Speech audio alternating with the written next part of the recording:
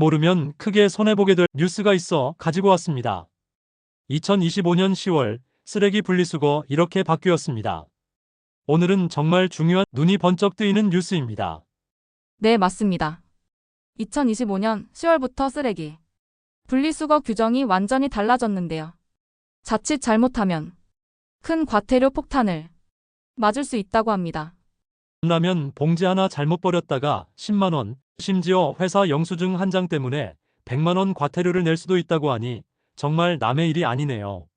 실제로 65년간 한 동네에 사신 할머니께서 손녀 간식 봉지 2개를 종량제 봉투에 넣으셨다가 20만 원 과태료를 받으신 사례도 있었습니다.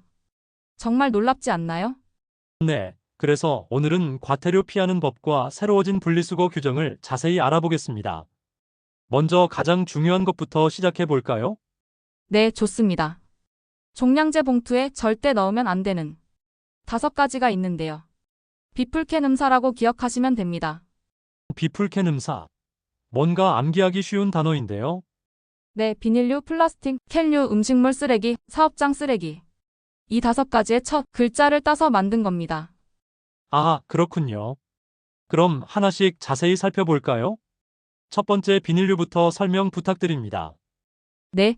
비닐류는 라면 봉지, 과자 봉지, 냉동식품 포장지, 배달음식, 비닐 포장재 등을 말하는데요.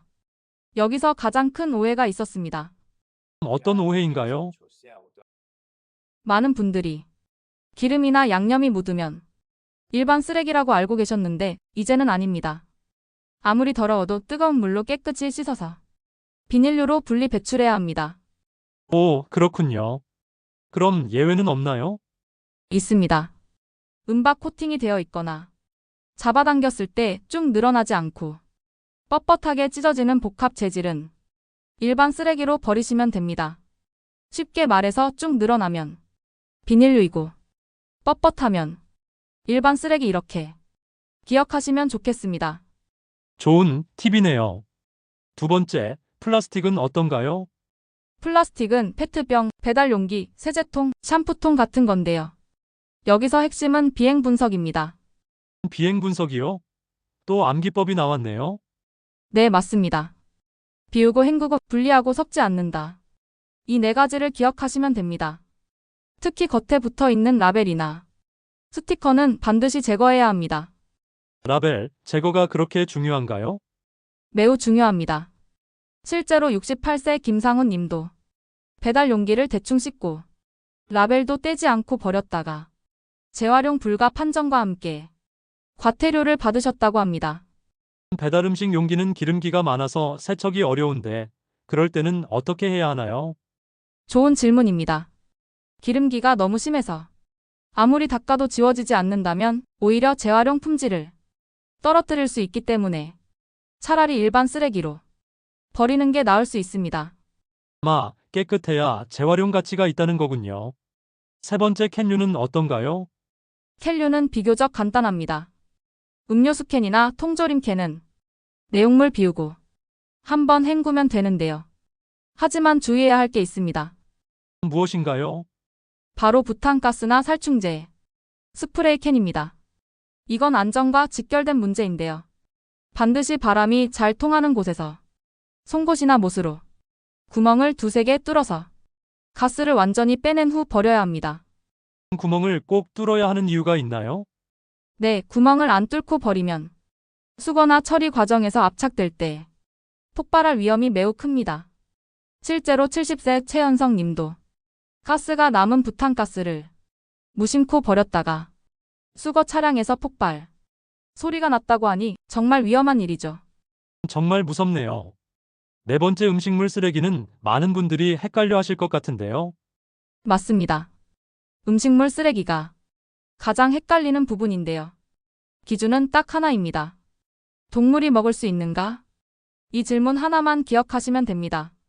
동물이 먹을 수 있으면 음식물 쓰레기, 없으면 일반 쓰레기. 명쾌한데요? 네, 그렇습니다. 그럼 일반 쓰레기로 버려야 하는 것들을 먼저 볼까요?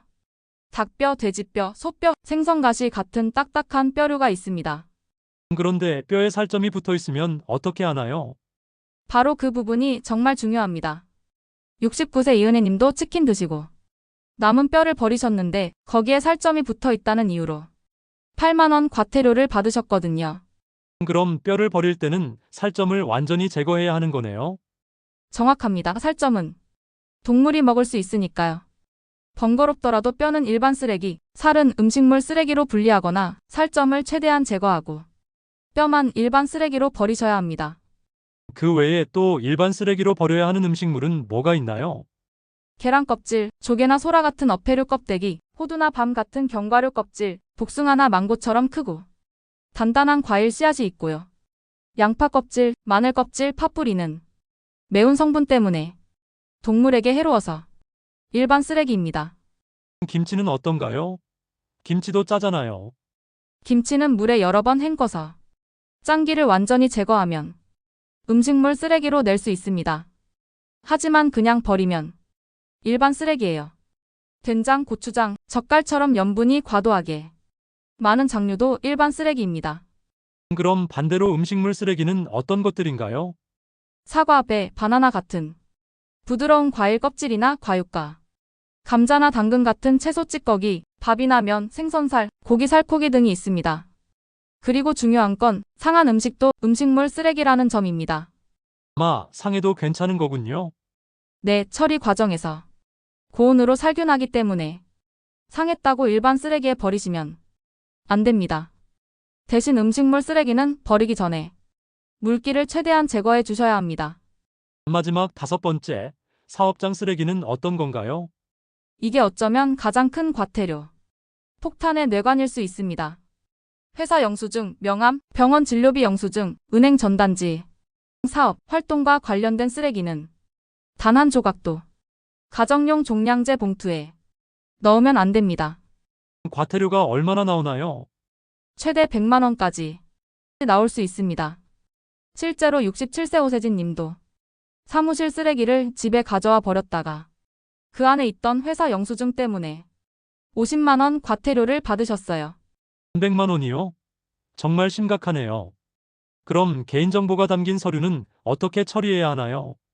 영수증이나 고지서 같이 개인정보가 담긴 건 반드시 잘게 찢거나 파쇄해서 버리셔야 합니다.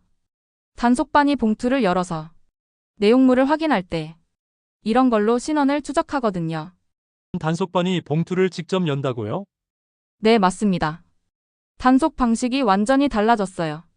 예전에는 육안으로 확인하는 정도였는데 지금은 전문 단속반이 예고 없이 종량제 봉투를 직접 열어서 내용물을 하나하나 확인합니다. 그럼 몰랐어요라는 변명도 통하지 않겠네요.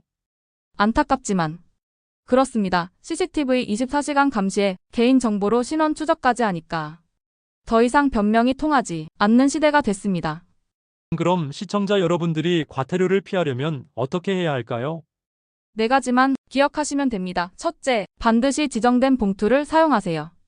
검은 봉투나 일반 비닐 봉투. 사용 시 20만 원 과태료입니다. 둘째는요?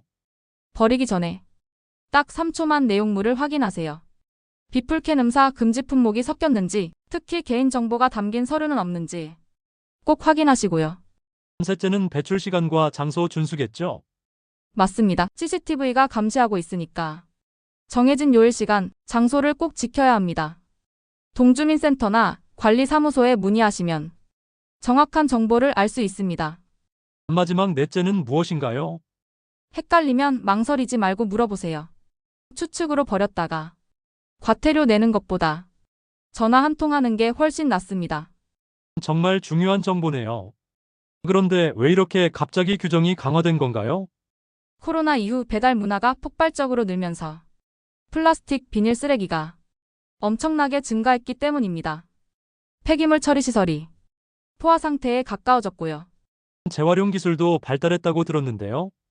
네, 맞습니다. 재활용 기술이 발달하면서 더 깨끗하고 정확한 분리배출이 필요해진 거예요. 오염된 재활용품 하나가 다른 깨끗한 재활용품 전체를 못쓰게 만들 수 있거든요. 처음에는 번거로울 것 같지만 결국 환경을 위해서 필요한 일이겠네요. 맞습니다. 올바른 분리배출 습관은 과태료 예방뿐만 아니라 환경 보호와 자원 절약을 위한 의미 있는 실천입니다. 오늘 시청자 여러분들께서는 꼭 비풀캔 음사 기억하시고요. 헷갈리면 동주민센터에 문의하시기 바랍니다. 네, 오늘 방송이 여러분의 안전하고 걱정 없는 생활에 도움이 되길 바랍니다. 지금까지 저희와 함께 해주셔서 감사합니다. 감사합니다. 여러분의 구독과 좋아요는 사랑입니다.